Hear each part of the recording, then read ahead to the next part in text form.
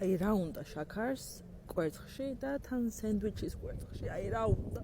მესამე თვეა კორეაში ვარ და ჩემი თავარი იმედგაცრუება და გულისწყობა არის ის, რომ ყველა სენდვიჩი არის ტკბილი.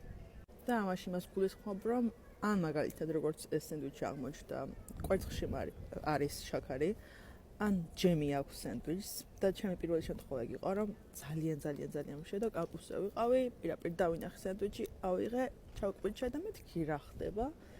და ანუ დაახლოებით იგივე სენდვიჩი იყო, უბრალოდ აი აქ ეს ხორცი რომ ჩანს, მაგის ნაცვლად იყო მარწყვის ჯემი. ანუ ხოდა მაგის მერე დატრამული ვარ და ძალიან ფრთხილად ვარჩევ ხოლმე სენდვიჩებს, იმიტომ რომ ძალიან მიყვარს სენდვიჩები, მაგრამ ახლაც ძალიან ფრთხილად დავარჩევ, მეთქი ჯემი არ ქონდეს, რაღაც, ჩავკვიჩე და რომ ჭამ მეთქი, მაინც რატოა ტკბილი და შაქარი აქვს კვერცხს. და არა მარტო კვერცხს კი არა, ზოგადად პური წესიერი ვერ მიშოვია, იმიტომ რომ თითქმის 99% პური რაც იყიდება არის ტკბილი.